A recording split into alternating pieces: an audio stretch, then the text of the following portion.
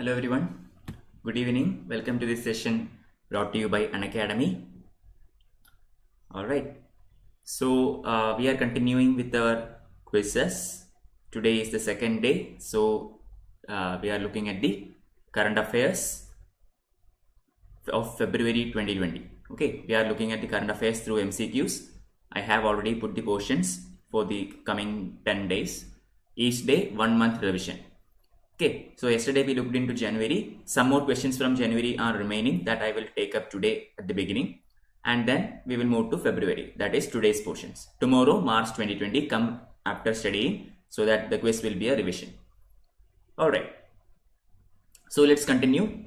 As usual, let me just talk to you about Unacademy. Unacademy is India's largest learning platform which offers you a wide variety of contents.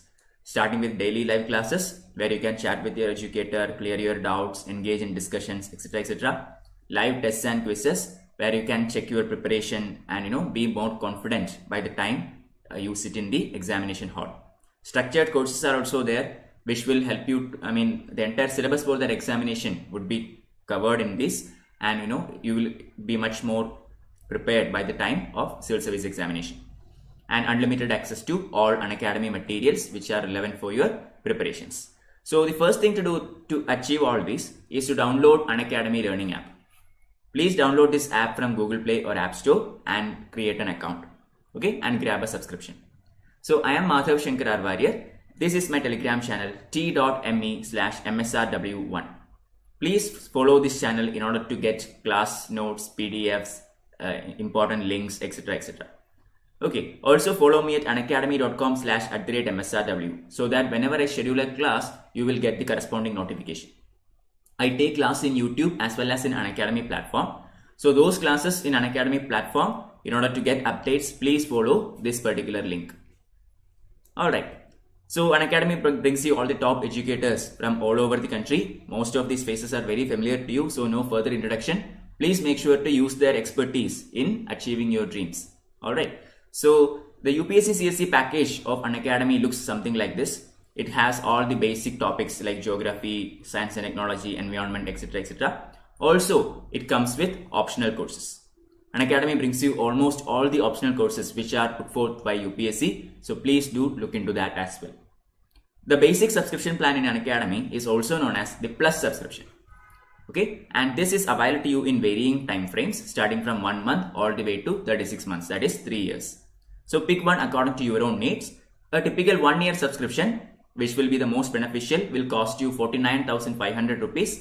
But upon using my code MSRW1, you can get 10% discount.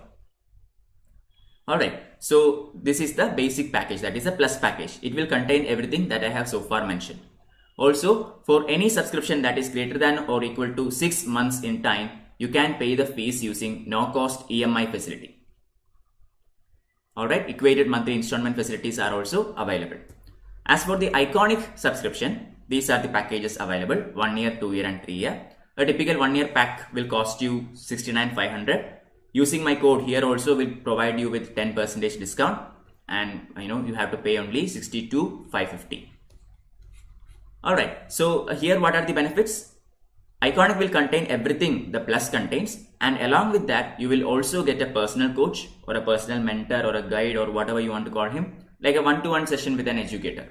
Okay, then daily main answer writing practice, study planner, personalized feedback sessions, etc. These are the benefits of Iconic. Last but not least, regarding the optional courses, these are the packages available starting from 1 month all the way to 3 years. Pick one according to your own needs, and here a typical 1-year package will cost you 27,500. Using my code MSRW1 will provide you 10% discount also. Okay, please be aware that for unlocking free contents in Unacademy, you have to provide an educator code. You can use this code MSRW1 in order to unlock free contents in Unacademy also. There are plenty of free contents along with the paid subscriptions.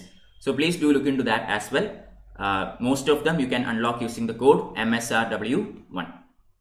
Okay, so regarding Unacademy Combat, I think you already know about this. The first version of this has been completed last Sunday. The coming the combat is on December 20th. Okay, not the coming Sunday, but the next one at morning 11 a.m. Alright, it is an all India level quiz, like with 45 minutes, 60 questions. I think you already know all these things. If you have any queries regarding this, please do visit the Unacademy website and get more details.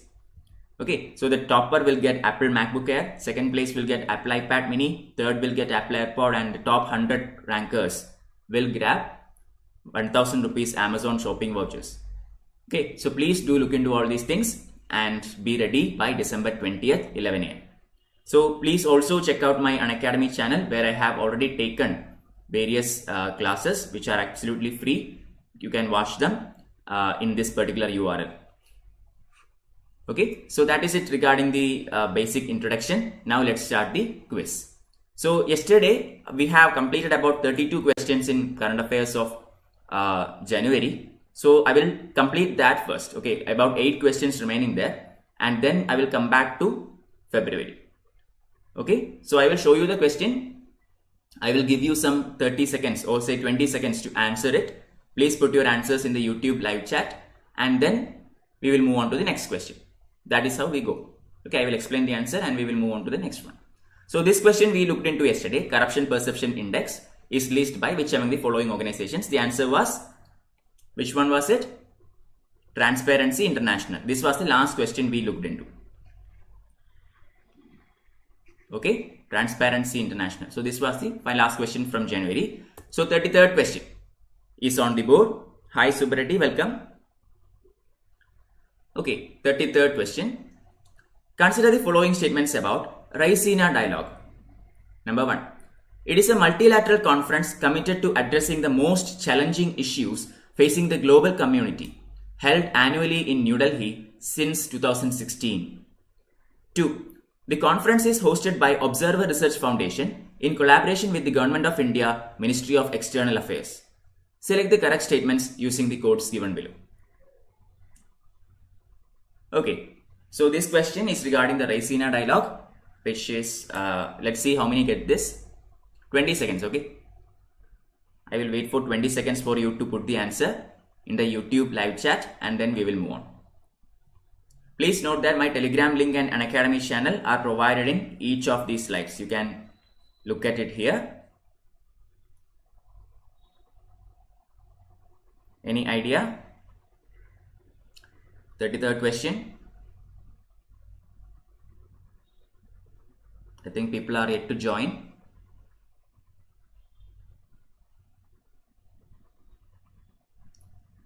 Alright, so no answers.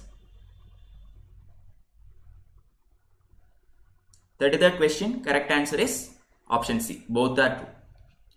Okay, so regarding Raisina Dialogue is something that was started by India in 2016. Okay, it is annually held in New Delhi since 2016, and this is actually hosted by Observer Research Foundation, also correct, in collaboration with Government of India, Ministry of External Affairs. So this is most like a, I know it is a multilateral conference which will be looking into the issues that are faced by global community. Okay, say for example terrorism, global warming, etc., etc. Most of the common issues are discussed in this dialogue and is conducted annually. Okay, 34th question. Consider the following statements about Interpol. 1. It facilitates worldwide police cooperation and crime control and was founded in 1923 as the International Crime Police Commission. Its headquarters is in Paris, France. Select the correct answer. So this is regarding Interpol or the International Police. So let's see how many of you get this right. If you know the answer, please put it in the YouTube live chat. I will give you 20 seconds. Interpol, a very famous organization which looks into criminal activities all over the world.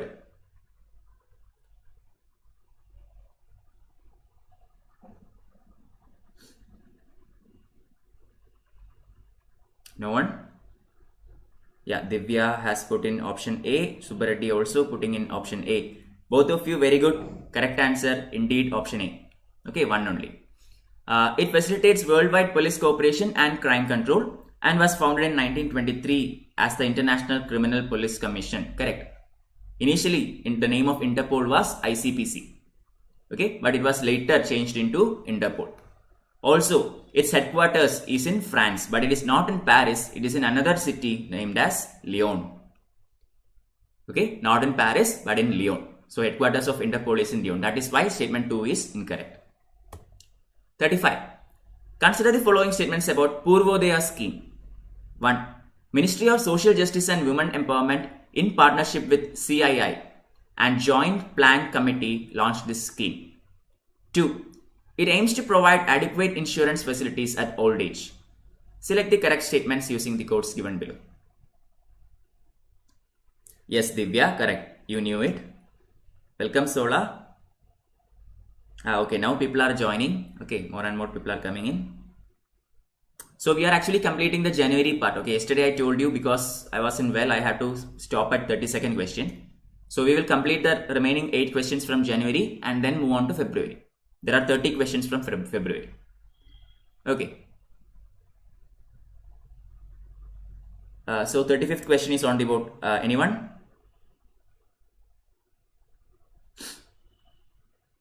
After this quiz, after the end of this session, there will be the Unacademy app quiz. Alright. I will conduct it in offline mode. I won't be live at that time. You can join if you want. Topic is Indian Constitution and salient features of Indian Constitution. Okay, it is only 20 questions using the Unacademy learning app, live quiz.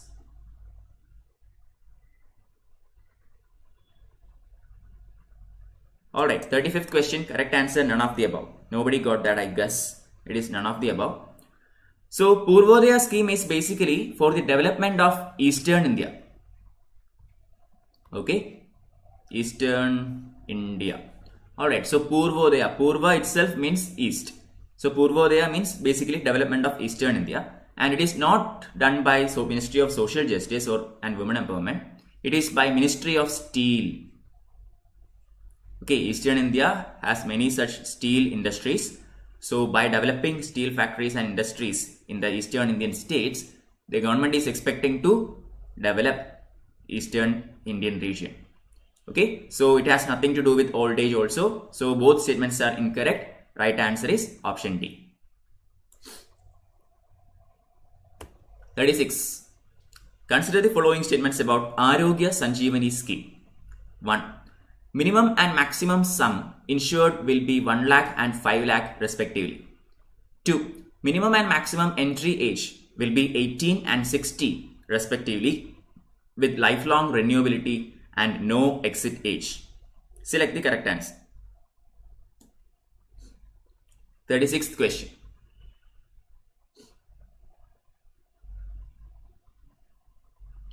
Whenever you study these kinds of schemes, make sure that you pay attention to the numbers. Okay, it is not easy to get logical answers here.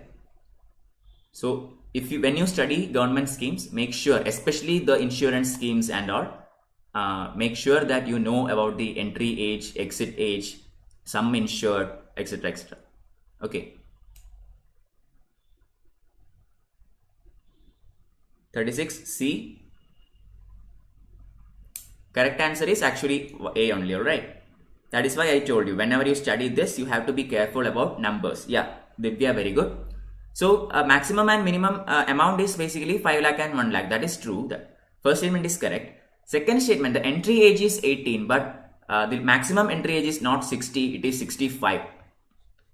Okay, we cannot crack this question logically. We will think that 60 might be the maximum age, because after 60 years of age, a person will become a senior citizen.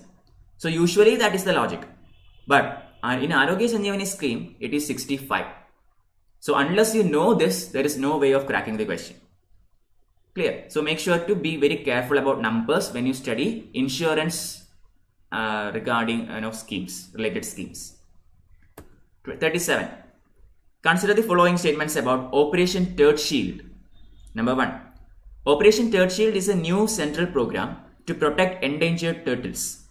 2. Indian peacock softshell turtles are categorized as endangered in IUCN Red List. Select the correct answer.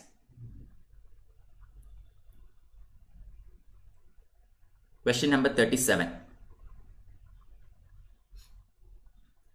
So before this year's prelims, before the prelims 2020, I had conducted something like 1000 MCQs for this prelims.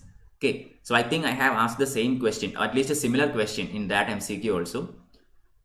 But let's see how many of you can tackle it this time. 37th question. I will give you 10 more seconds.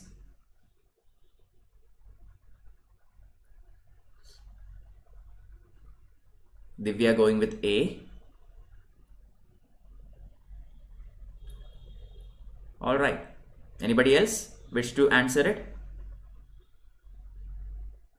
It is actually A only. Okay. Divya is on fire today, getting all of it correct. One correct answer. Operation Turtle Shield is actually a central government program which protects endangered turtles. Okay. Second statement is wrong. Indian peacock softshell turtles are categorized as vulnerable, not endangered. I always tell you, whenever you study the IUCN Red List, make sure to study the names of all endangered and critically endangered species from India. Okay, make sure to read endangered and critically endangered species from India.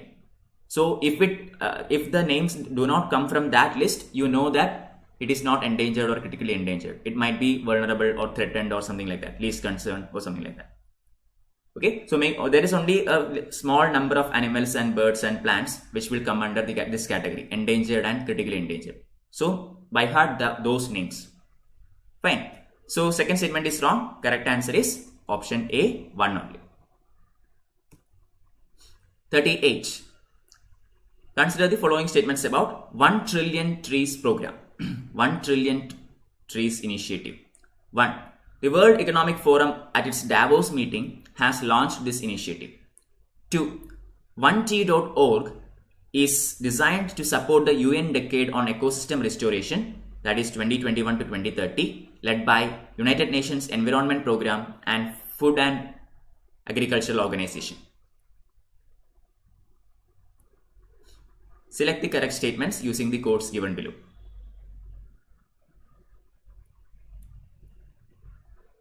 Let's see how many of you get this. 1 trillion trees initiative. It was all over the newspaper around that time. Okay, around at the beginning of this year. 1T.org.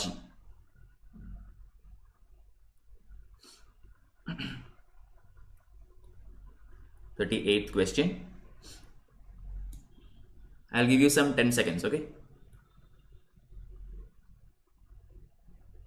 Hello Roni Ghosh, welcome.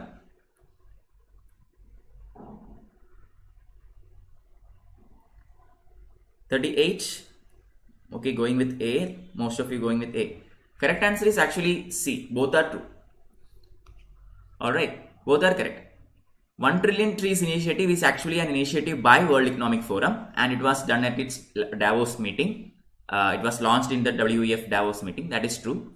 Second one, 1T.org is designed to support UN Decade on Ecosystem Restoration. Also correct. It has multiple strategies. Okay, this UN Decade on Ecosystem Restoration has multiple strategies and approaches in restoring the ecosystem. And one of the most important one is to plant more number of trees, reforest the barren lands.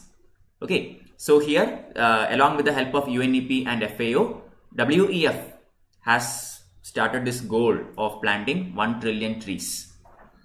Okay, in the coming decade, 2021 to 2030. So both the statements are correct. Answer is option C. 39. The penultimate question from January. Which country has become the first to ban sun cream that is harmful to coral and sea life? Option A, Fiji. Option B, Palau. Option C, Netherlands. Option D, Australia. First country to ban sun cream that could be harmful to corals and sea life. 20 seconds.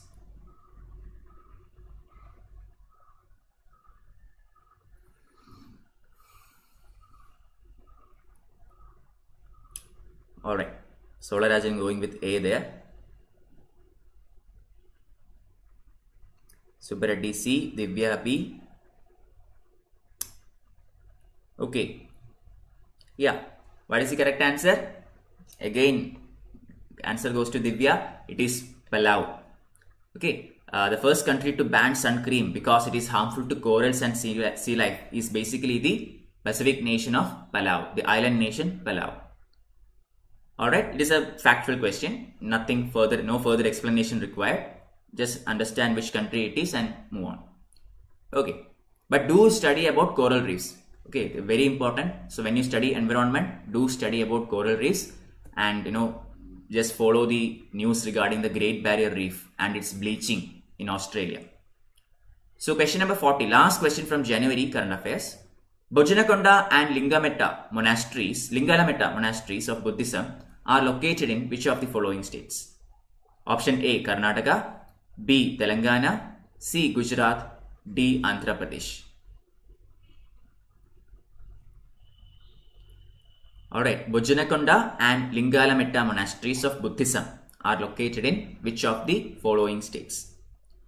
A, Karnataka, B, Telangana, C, Gujarat, D, Andhra Pradesh.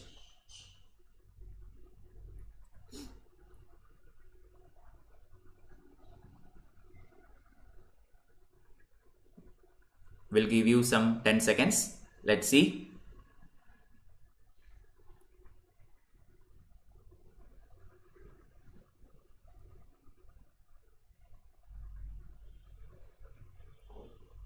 No idea? Alright. Correct answer to 40th question. Nobody is polling, so I think you don't know the answer. Correct answer is actually option D, Andhra Pradesh. I think from the names itself we can get the understanding. Okay, Bojanakonda, these kinds of names come from Andhra Pradesh. Okay, Lingalametta. Bojanakonda and Lingalametta are two monasteries of Buddhism that has been recently studied by historians or archaeologists in the state of Andhra Pradesh. Okay, it was in the news, so please do study about that. So that is all about January current affairs. Okay, these were the questions that I left out yesterday. So I think let's continue with the February current affairs. Only 30 questions, okay? 30 questions on February. And first question is here. Consider the following statements.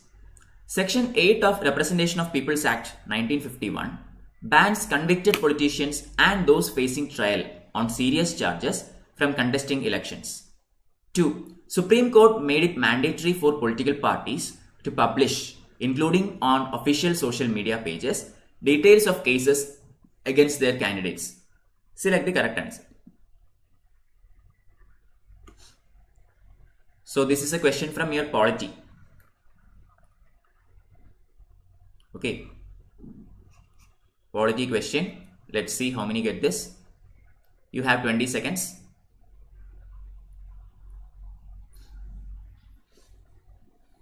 If you know the answer, please post it in the YouTube live chat. Okay. Doesn't matter if it is right or wrong, but give it a try.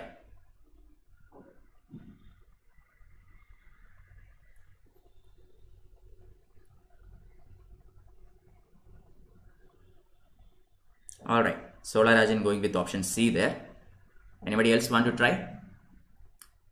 This is actually a very relevant question. Elections are going on in our country almost all times. Okay, some kind of elections will always happen in our country. So, what is the answer here? Correct answer to this question is option B. 2 only. Nobody got that. Okay, so look at second statement. Supreme Court made it mandatory for the political parties to publish, including on official social media pages, details on cases against their candidates. That is true. Okay, after the 2019 elections, and when the parliament was formed, it was found that more than 20% of people in the parliament have some kind of criminal cases against them. Okay, the MPs who got elected, at about 20%, I don't remember the exact number, I have to look at it. At least about 20% of people have a criminal case pending against him. Okay, so Supreme Court made it mandatory to publish the details of any cases against their candidates, and also the party has now the obligation to tell to the public why did they choose this candidate despite having some others to contest the election. Okay, if they are putting a one candidate over another for the elections, the party has to tell why did they choose this candidate over the other. Okay, so that was the judgment. First statement is wrong. Section 8 of the RPA and 1951 bans convicted politicians from contesting elections. That is true. There is a small cooling off period, about 6 years. Once you are convicted and you are punished for more than 2 years, you will go to prison or something like that. And after a period of 6 years only, he can come back to elections. He or she can come back to elections. Okay, but there is no issue for a person to participate in elections if he is not convicted. Okay, so even if very serious criminal trials are going on against him, he can contest elections. But if he is convicted, he cannot contest elections. Clear? So that is why first statement is wrong. Correct answer is option B. 2. Consider the following statements. The modern prison system was conceptualized by T.B. Macaulay in 1835. 2. Prisons is a state subject under the 7th schedule of the Constitution. Select the correct statements using the codes given below. Criminal cases, yeah.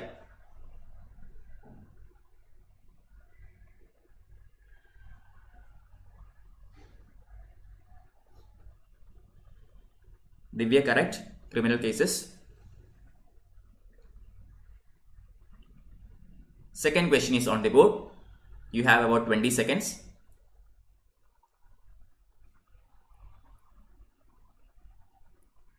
Okay, 2C. Fine. Super Reddy is going with option C. Anyone else?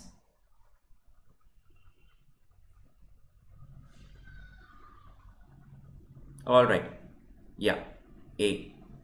Fine. So what is the answer? It is indeed C. Okay, very good. Super Reddy. Correct answer is indeed option C. So the modern prison system was actually conceptualized by Thomas Macaulay. Thomas Macaulay is very famous person in history. Very famous Macaulay's Minute. The controversy between Anglicists and Orientalists. Okay, I think you all know all about these things. He is also the person who codified the Indian laws. Okay, the modern Indian laws, IPC. Okay, Indian Penal Code was codified by Thomas Macaulay. So very famous personalities. First statement is correct. Second one, prisons is a state subject under the 7th schedule of the Constitution. Also correct. But although it is a state subject, Home Ministry can put in directives on how to conduct the prisons, etc., etc. Because recently there has been many cases in Supreme Court and various other courts in the country regarding human rights violations within prisons. Okay, the people who are in prison, you have to understand that not everybody is accused of heinous crimes. Some people who are in prison are accused of or convicted for murder, for rape, etc., etc. So they have a long time in prison. But there are other people who are convicted for minor cases such as theft or robbery.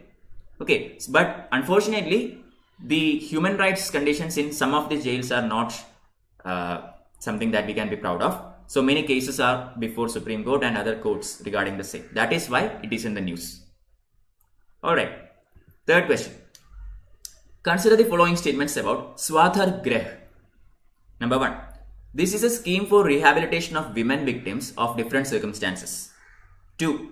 Among other beneficiaries, the scheme also includes women prisoners released from jail and are without family, social and economic support. Select the correct statements using the codes given below.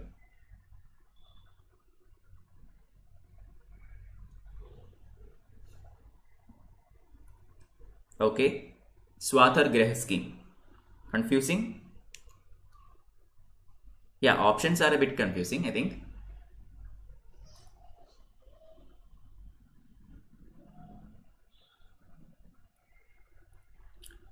Let's see. Question number 3 is on the board.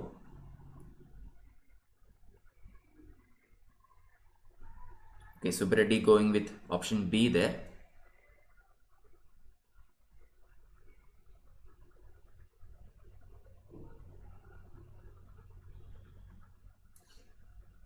Any idea? Anyone else? Correct answer, this is actually a scheme, okay? I mean, correct answer is C, both are true. Swathar scheme is actually a scheme that is, conceptualized in order to rehabilitate women victims of different circumstances. Okay, any woman can actually, under difficult conditions or difficult circumstances, can approach this Swathar scheme. According to this scheme, any women who are going through a bad time. So, for example, those women who are unable to get back to the society, having served as jail sentence, or maybe victims of some calamities, victims of violence. Okay, all these women can actually use this Swathar scheme where they will be properly rehabilitated. Okay, a woman also, if they have a minor child along with her, that person also. Okay, young children and women, both are there. So correct answer is option C. Both the statements are true. Swathar scheme. 4. Consider the following statements. Article 16(4) empowers state to make any provision for reservation of appointments in favor of any backward class which, in the opinion of the state, is not adequately represented in the services under the state. 2. Reservation cannot be claimed as a fundamental right is a settled position under the law. Select the correct statements. So this is again based on a Supreme Court case that was going on, okay, regarding reservation system in India. Again, this is in the news because economically weaker sections 10% reservation was challenged in front of the Supreme Court. 4th question. Yeah, Divya is saying it is B. Anybody else? I'll give you 5 more seconds to answer.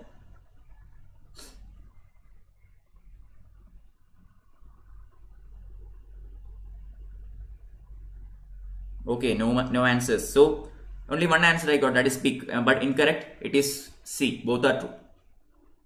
Alright, 16(4) of Indian Constitution actually empowers the state to make any provision for reservation of appointments in the favor of any backward class, which in the opinion of the state is not adequately represented in the services of the state. So it is up to the state to make that reservation. Okay, I mean, for example, a particular backward class in Kerala might be having reservation, but the same class in, say, another state, maybe Delhi, might not be having that reservation. So within the state, that might be a minority or a backward community. Okay, so first statement is correct. Read Article 16(4) very well in order to understand this. There are many criteria for classifying who are backward, who are forward, etc., etc. Second one also correct. Reservation cannot be claimed as a fundamental right is a settled position under the rule. This was again based on Supreme Court judgments in various cases, especially the Indira Sahni case. Okay, in the Indira Sahni case, this was been concluded by the Supreme Court. It is not actually a fundamental, it cannot be claimed as a fundamental right. It is the choice of the state to grant this position. Okay, it is based on the state's opinion. It empowers the state to make any provision for the reservation. Fine. So both are correct. Option C. 5th question. Consider the following statements about Gram Nyayalayas. 1. The state government, in consultation with the district court, notifies the boundaries of the area under the jurisdiction of a Gram Nyayalaya. 2. Gram Nyayalaya shall exercise both civil and criminal jurisdiction. Select the correct answer.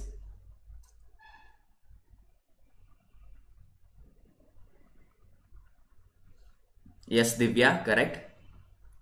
Yeah, that is good. I mean, try to relate with current events and you will get it. Okay, that is one way to crack it. Very good. Yeah, Sola giving me option C there. Subbareddy also going with C.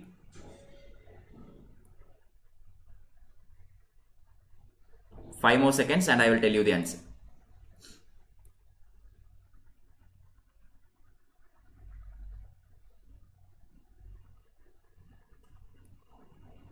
Okay, so what is the correct answer to question number 5? Option B. Okay, correct answer is option B, 2 only. I will tell you why. Gram Nyayalaya has both kind of jurisdiction. Okay, it has both civil and criminal jurisdiction. It can actually look into any kind of complaints that comes under the purview up to High Court. Okay, there are certain cases which can be brought only before Supreme Court, but other than that, any other criminal or civil case can be brought in front of Gram Nyayalaya as well. Okay, first statement is wrong because state government in consultation not with the district court, it is with High Court. That is a very direct statement. I thought many of you would notice this. Okay, it is state government in consultation with High Court that notifies the boundary of the area under the jurisdiction of Gram Nyayalaya. Clear? Not Supreme Court. So Gram Nyayalayas are set up under every panchayat. Okay, so correct answer is option B, 2 only. Sixth question. Consider the following statements about inner line permit. Okay, very important. I hope you all know about this inner line permit. 1.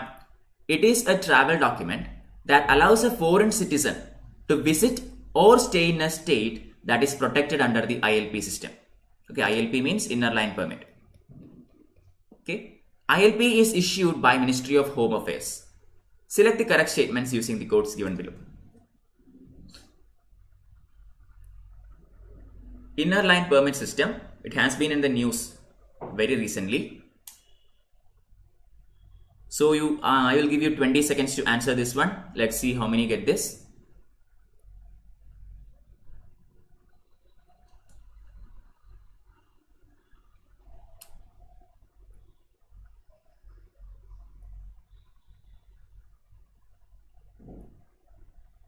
So tomorrow it is March current affairs. Okay, come revised. Okay, revise it and come. Current affairs from the month of March 2020. 6A. Alright, I only got one answer, that is from Divya. Divya is saying it is A. So let's look at the correct answer. It is D, none of the above. Alright. So Divya, you have to be careful. It is a travel document that allows foreign citizens? No. Indian citizens. Domestic citizens. Okay, inner line permit is for Indian citizens to go into the states which are protected by ILP. There are 4 states in India which are protected by ILP. Arunachal Pradesh.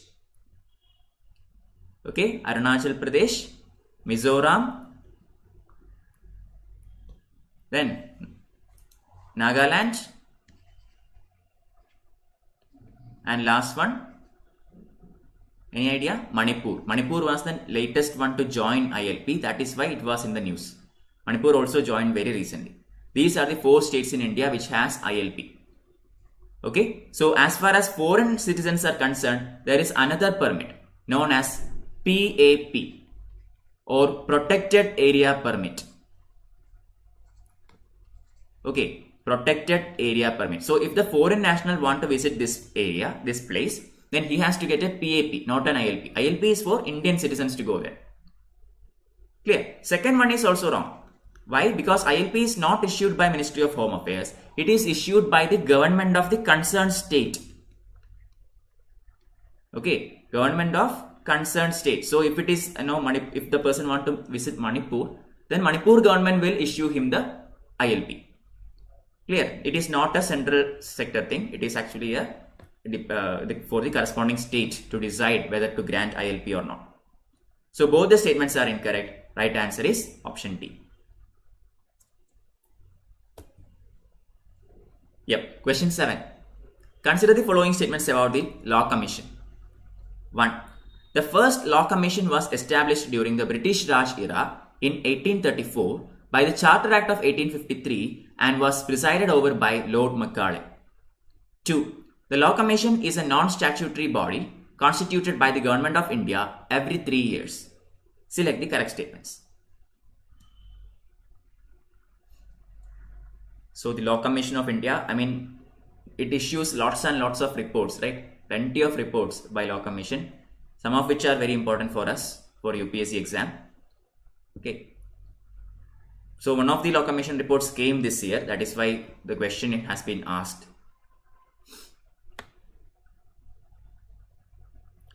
10 seconds.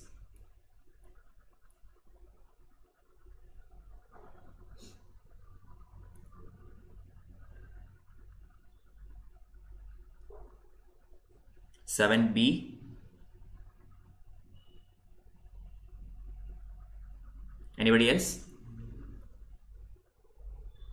I got one answer, that is 7 is B. Alright, nobody else is putting the answer. So I think I will go with the answer. It is indeed B. Very good. Okay. So first statement. The first Law Commission of India. This was actually a British Raj era in 1834 by Charter Act of 1853 and was presided over by Lord Macaulay. Look at this. The question itself gives you the answer. It is saying that it was established during British Raj era in 1834 by the Charter Act of 1853. Look, the contradiction in the question itself. Very obvious, glaring contradiction. It is from the Charter Act of 1833, not 53. Very easy to crack this one. Okay, so first statement is wrong. Second statement, the Law Commission is a non-statutory body constituted by Government of India every 3 years. That is correct. It is a non-statutory body. It is not based in the Constitution and it is not based on any Parliament Act. Okay, that is why it is non-statutory and it is constituted once every 3 years by the Government of India. Clear? So correct answer is option B, 2 only. Yes, Divya, correct. Question number 8. Consider the following statements about Delimitation Commission. 1. 84th Constitutional Amendment Act was used to freeze the process of delimitation for Lok Sabha and state assemblies till at least 2026. 2. Its orders have the force of law and can be called in question only before the Supreme Court of India. Select the correct statements using the codes given below. Regarding Delimitation Commission of India, choose the correct answer. 20 seconds. Another important topic. Again in your Lakshmikant Polity textbook, this is given.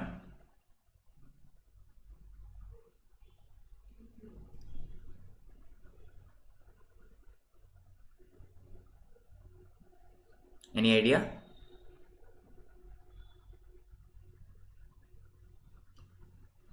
Delimitation Commission of India. HB. Alright.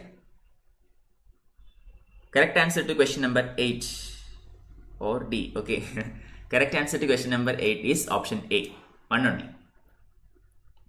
Okay. So this is true. This is false. 84th Constitutional Amendment Act was used to freeze the process of delimitation for Lok Sabha and state assemblies till at least 2026. This is correct. So when is this Delimitation Commission constituted? It is constituted after the census.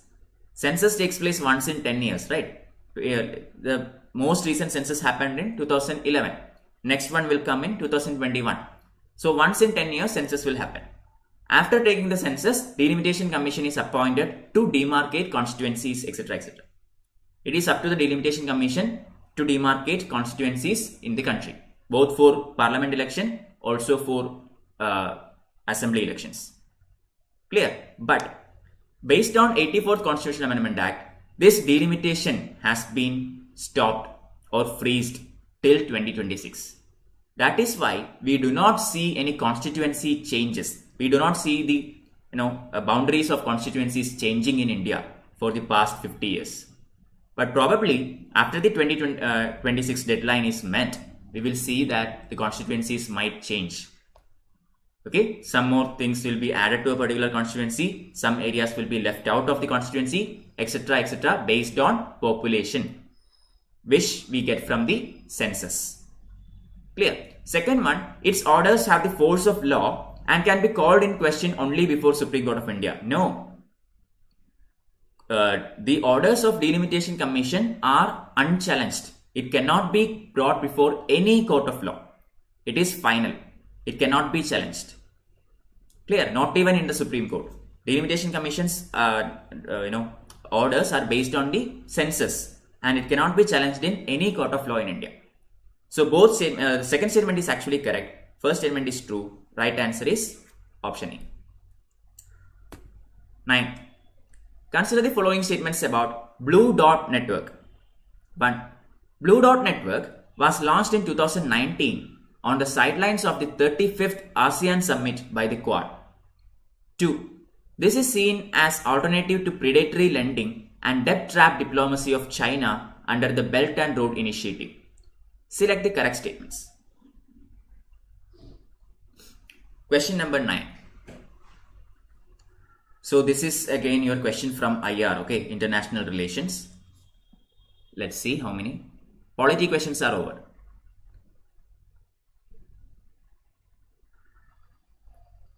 So a question from your IR. Let's see how many get this. You have 20 seconds.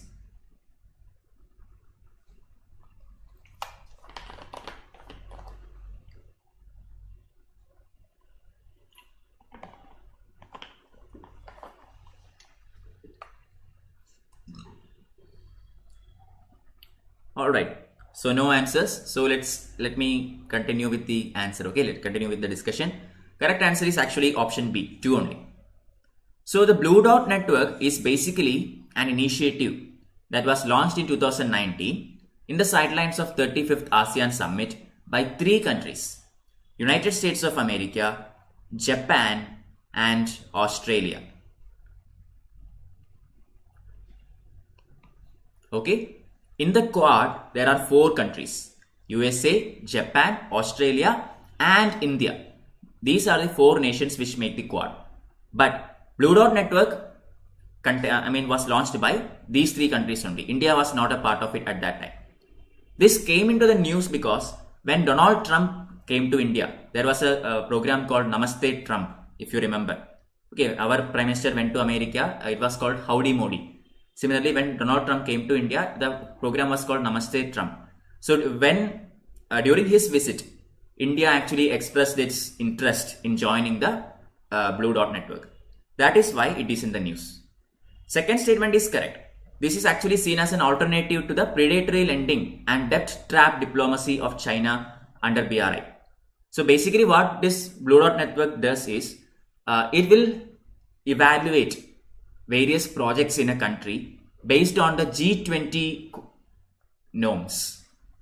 Okay, there are a set of criteria based on which G20 works. So each project will be evaluated based on these G20 norms, and if it qualifies, private investments will be given to such projects.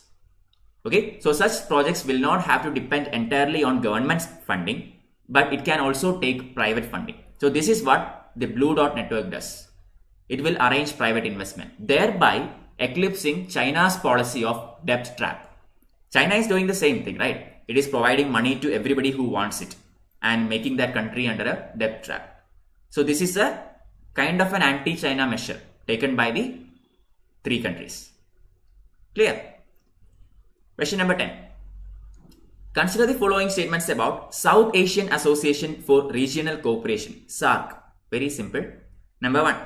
Its members include Afghanistan, Bangladesh, Bhutan, India, Maldives, Nepal, Pakistan, and Sri Lanka. 2. Its secretariat is in Dhaka, Bangladesh.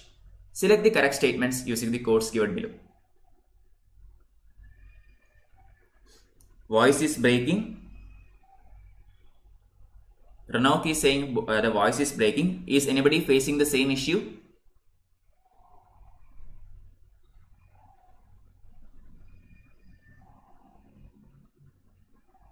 Anyone else facing the voice issue?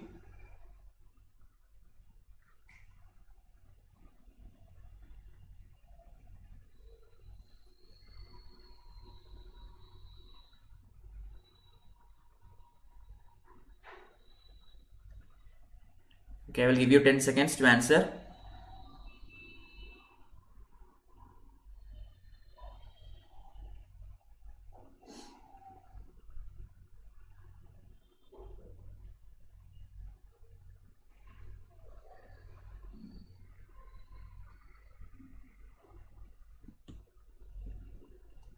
All right.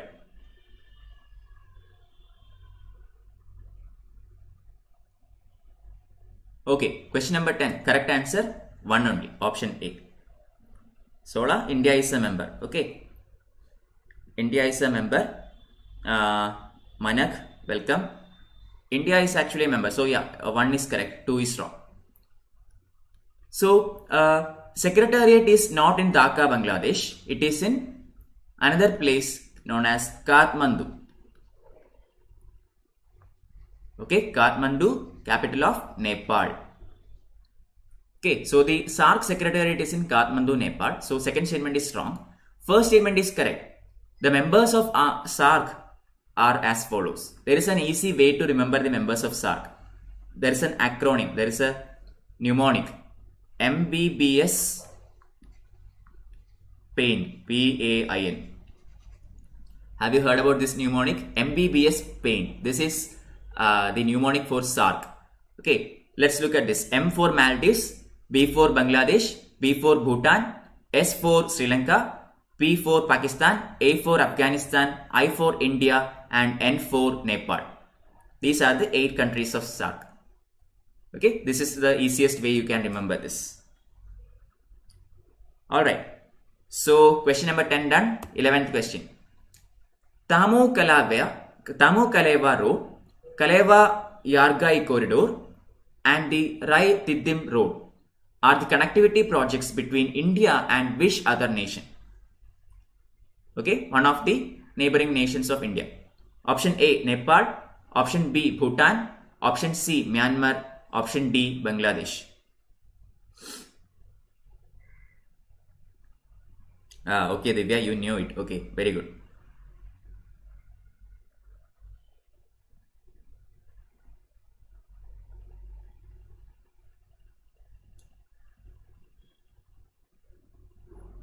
Question number 11. Tamu Kalewa Road, Kalewa Yargai Corridor, Rai Tiddim Road are connectivity corridors between India and which other neighboring nation? Nepal, Bhutan, Myanmar, Bangladesh.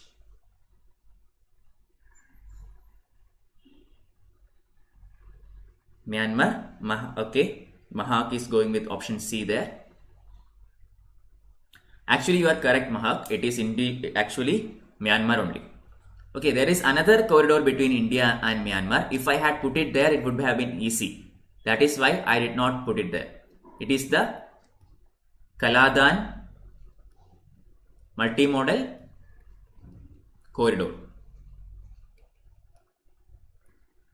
It is also between India, Myanmar, and also Thailand. Okay, so the Kaladan project is also between India and Myanmar. So if I had added that in the question, it would have been very easy. That is why I took off that particular name and put everything else. Okay, so correct answer to question number 11 is option C, Myanmar. 12th question is regarding Brexit. Okay, consider the following statements about Brexit. 1. In 2017, United Kingdom formally triggered Article 50 of Lisbon Treaty and began the 2-year countdown of Brexit. 2. On 31st January 2020, okay, this is 2020, United Kingdom became the first state to leave the European Union and an 11-month transition period has kicked in. Select the correct statements using the codes given below. Question number 12. Sola, is the answer that you gave regarding question 12?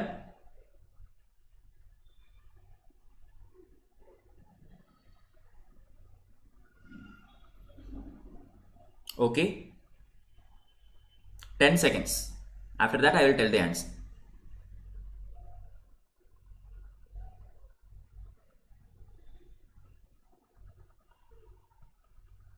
Alright, so basically this is an easy question. Brexit was happening for a past couple of years. And correct answer is option C. Both are true. Okay, so in 2017, UK formally triggered Article 50 of Lisbon Treaty. So this is the treaty based on which European Union actually came into existence. Okay, so when Britain triggered, UK formally triggered Article 50, it began the process of 2-year countdown.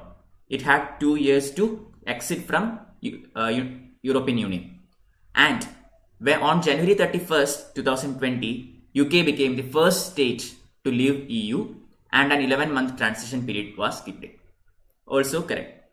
So it was supposed to exit even earlier, but there were many political issues within Britain regarding this exit, and eventually Boris Johnson, initially it was Theresa May who was the Prime Minister of Britain at that time, but then Boris Johnson came as Prime Minister and he had to deal with all these problems, and finally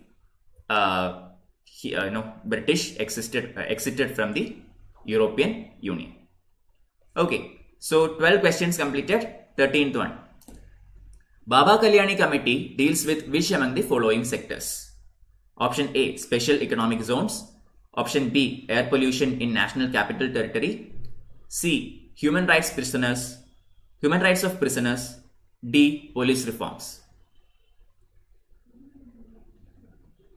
Baba Kalyani Committee. So UPSC do ask questions based on various committees. So please study the names and all. Okay. Madhav Gadgil Committee, Kasturi Rangan Committee, Vijay Kelkar Committee, Prakashan Committee. Okay. All are important. Study it. You have 10 seconds to answer this question. After that, I will give you the explanation. Those who are answering, kindly put the question number also. Okay, otherwise it is very confusing for me for which question you are answering. Okay.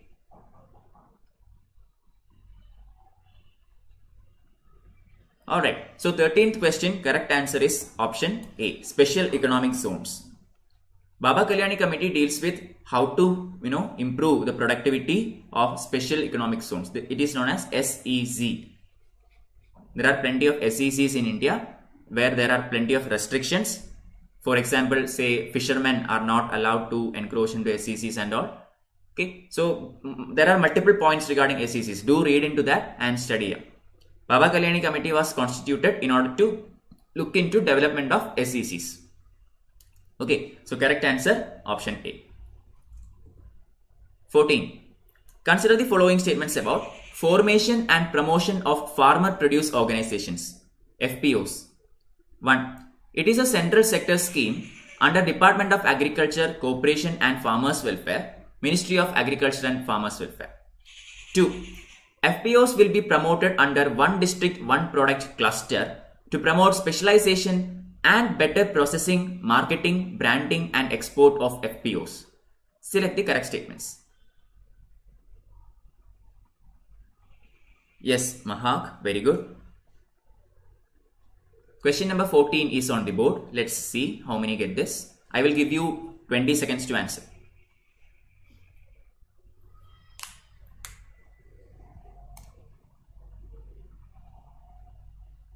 Regarding farmer produce organizations. Guys, while preparing for next year's civil service, do look into everything regarding farmers. Okay, because there is a huge farmer protest going on right now in New Delhi. So make sure to study all the government schemes regarding farmers, all judgments, all banking facilities, etc., etc. Don't miss out that topic. Yes, correct answer is option C. Very good, Divya. Both are correct. It is a central sector scheme under the Department of Agriculture and Cooperation, Ministry of Agriculture. That is true. First one, no brainer, easy. Second one is also correct. It will promote one district, one product cluster to promote specialization and better processing, marketing, branding, etc. Okay, one district, one product. What does this mean? That particular unit area can focus on that particular product. This will eventually contribute to the diversity of output. Also, it will help for mass production of that particular product, that particular crop. Fine. So both the statements are correct. Right answer is option C. 15. Consider the following statements about technical textiles. 1. Technical textiles are textile materials and products manufactured primarily for technical performance and functional properties rather than the aesthetic or decorative characteristics. 2. Technical textiles constitute about 12 to 15% of the total textile value chain in India. Select the correct statements. 15th question. I request all the participants to actively participate. There are many who are watching this at the moment. So please put in your answers. It doesn't matter whether it is right or wrong.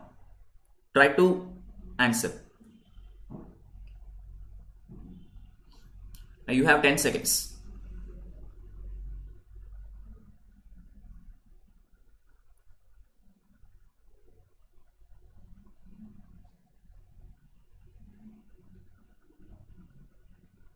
Alright.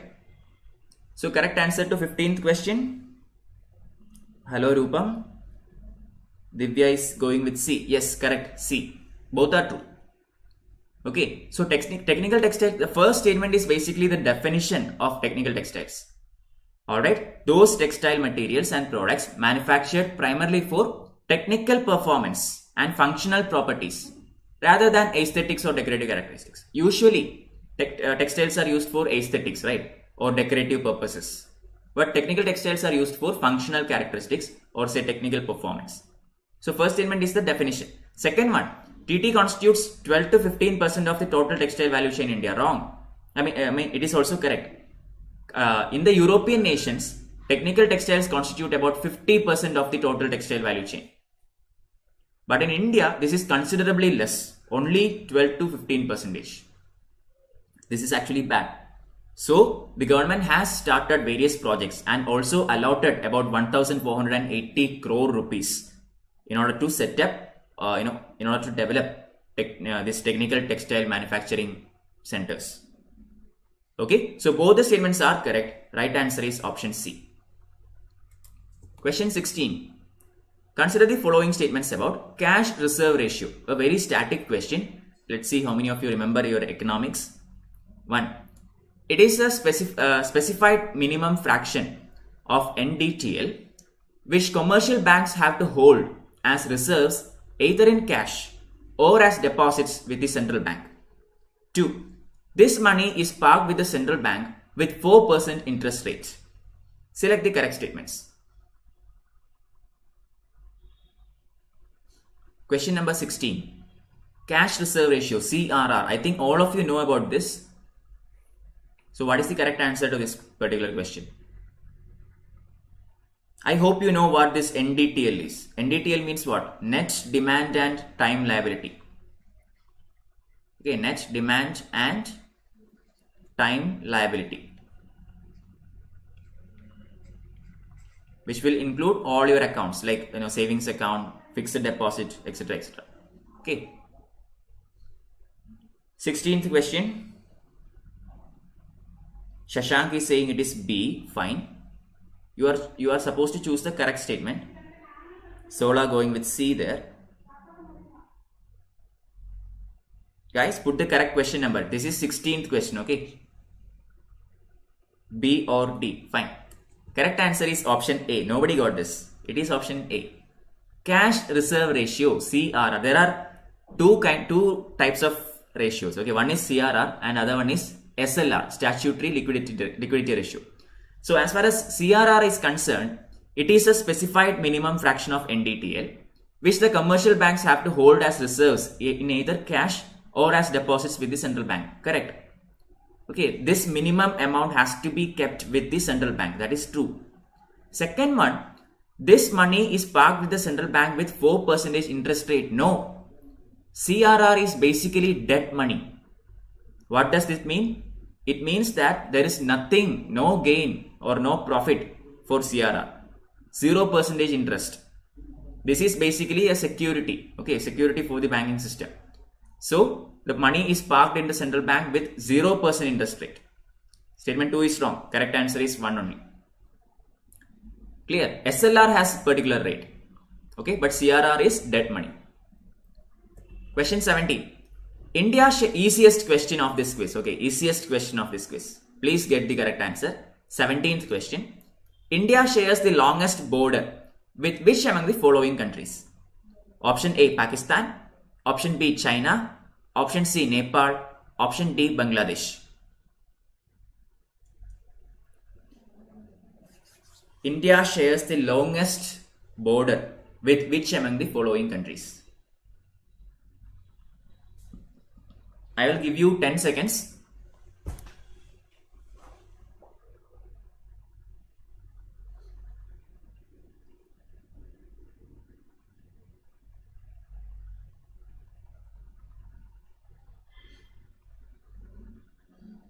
Yes, correct. Only two people gave the answer. Both are correct. Very good. It is option D. Shashank and Divya, correct answer. Bangladesh. Okay, the longest land border for India is with the country of Bangladesh. Don't confuse it.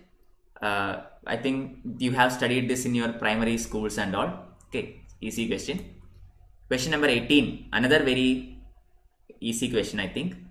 Pakhui or Pakki Tiger Reserve is located in the state of Dash. Option A, Madhya Pradesh. Option B, Arunachal Pradesh. Option C, Jharkhand. Option D, Haryana. So UPSC often asks these kinds of questions also regarding national parks, biosphere reserves, tiger reserves, etc. etc. Even this year we saw something like that. Okay, regarding the Srisailam Tiger Reserve, there was a question. Clear? So where is this Pakki Tiger Reserve located? Solarajan, I think you are lagging behind a lot. Okay, you are at the 16 questions. We are at 18th question. Kshitij, welcome. Yes, all of you got that right. It is option B, Arunachal Pradesh. Okay, Pakhui or Pakki, both spellings are there. It is located in the state of Arunachal Pradesh. Very important tiger reserve. So do study them. Whenever you read the newspaper, probably in the back page, okay, the final page of newspaper, there will be a image of some national park or some animal or something like that. Whenever you see it, make sure that you get the location. In the newspaper article itself, the location will be given.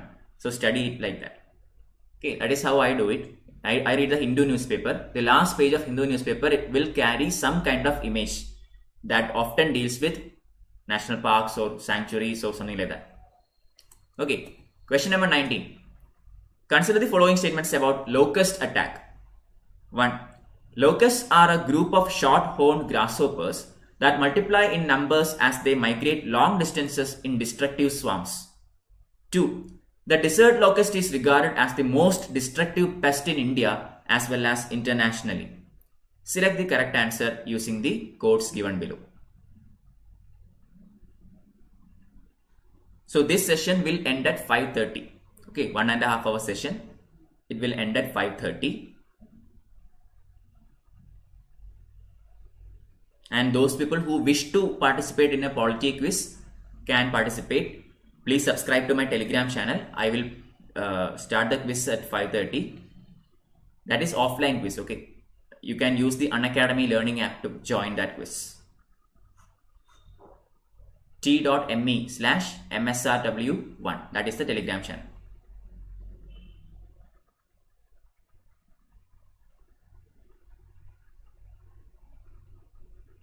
Yep. Yeah, correct answer, Shashank. Very good. Correct answer. Both are correct. As far as locust attacks are concerned, there was plenty of news at the beginning of this year before the COVID set in. Okay, so farmers were having serious problems with locust attacks, especially in Gujarat and Rajasthan. Okay, the locust attack is very common in Northern Africa, Middle East, etc. etc. Now it came to India also, Western India. Fine. So locusts are a group of short-horned grasshoppers that multiply in numbers as they migrate along distances as destructive swarms. Correct. The desert locust is regarded as the most destructive pest in India as well as internationally. Also correct. Okay, a farm full of locusts can actually eat a quantity of food that is equivalent to the quantity of food of 36,000 people. Okay, a farm full of locusts can actually consume a food equivalent of 36,000 people's food. That is how destructive these locusts are. Clear? So correct answer is option C. Both the statements given are true. 28th question. Consider the following statements about Antarctica. Antarctica, the white continent, is the 5th largest continent in the world. 2. The world's smallest ocean current is the Antarctic Circumpolar Current that circumvents the Antarctic continent. Select the correct statements using the codes given below.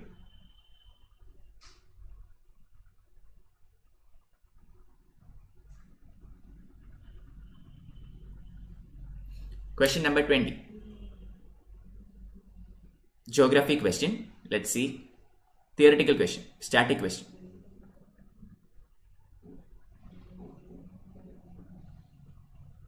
I'll wait for some 10 seconds.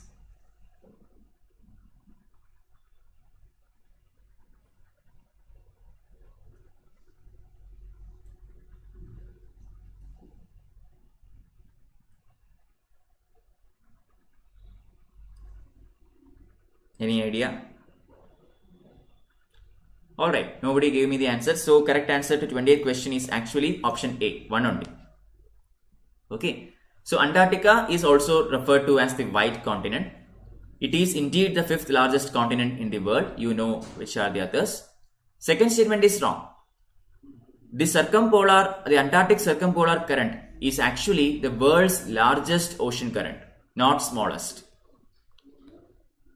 Okay, largest ocean current in the world is the Antarctic circumpolar current. From that itself you should get the answer. Circumpolar, which means what? It is circumferencing the pole. So it cannot be the smallest current. There are plenty of small currents here and there. Okay, so how can a circumpolar current be the smallest in the world? Okay, so that is a logical guessing. So statement 2 is wrong. 1 is correct. Answer is option A. Hello Seema, good evening. Welcome back. Question 21. We have only 30 questions. We will end this at 5:30. So the last 10 questions. Which among the following is not a permanent station of India in Antarctica? 1. Dakshin Ganga. B. Maitri. C. Bharati. D. Himadri. Which among the following is not a permanent station of India in Antarctica? You have 20 seconds to answer this question.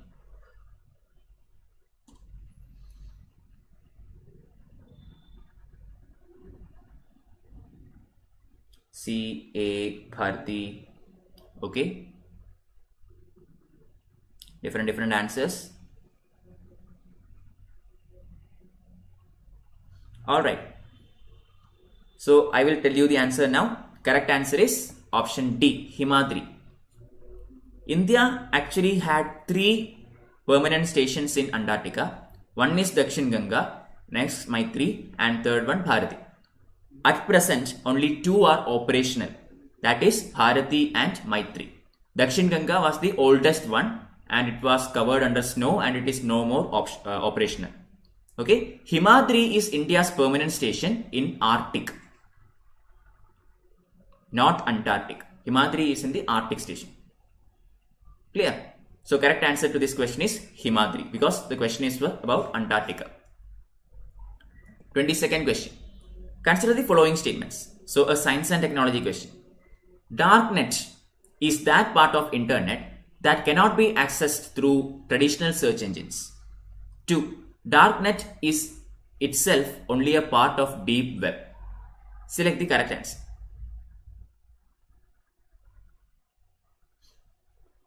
Question 22 regarding darknet. Any computer science engineers there? Then you should get this.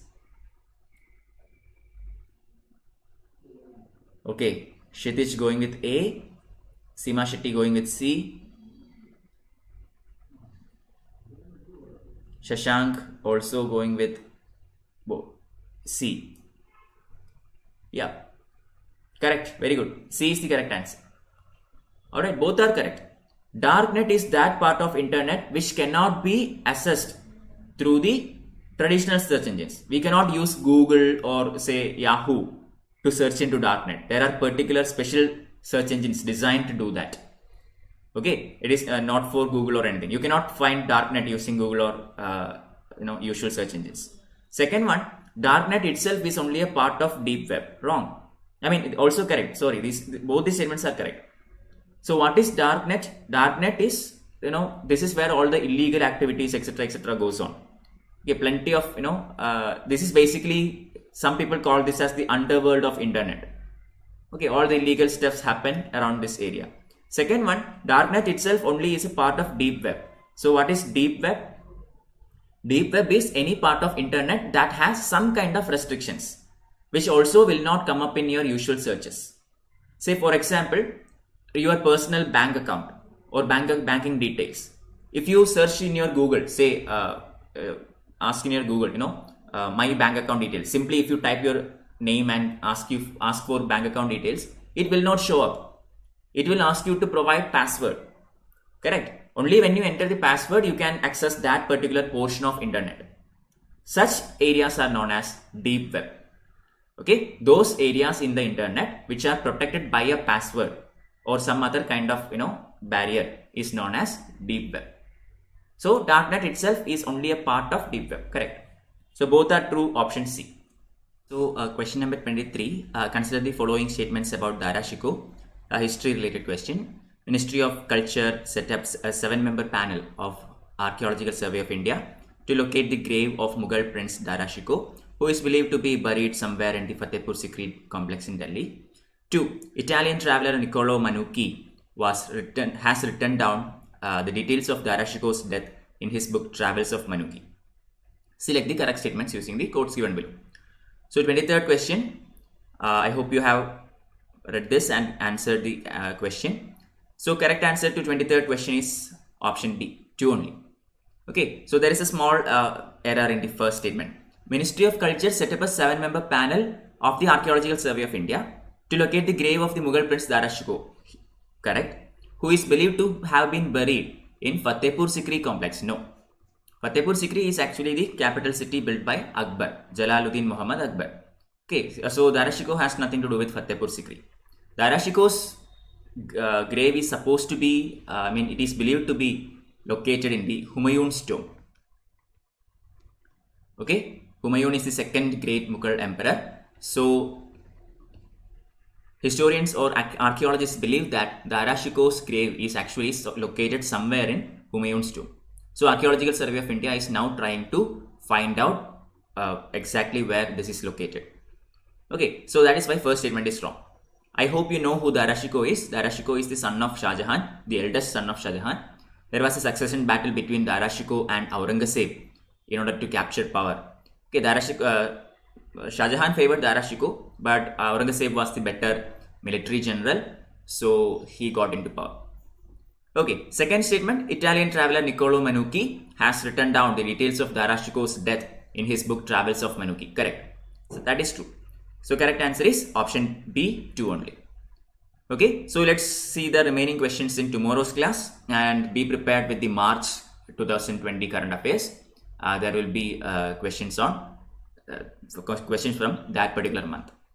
Okay, so guys, there are plenty of free stuffs provided to you by Unacademy. Please use my code MSRW1 to make sure that you can unlock all the free contents. Okay, plenty of free contents are provided to you by Unacademy. Make sure that you use it well, and in order to unlock that, you need an educator code. You can provide this MSRW1.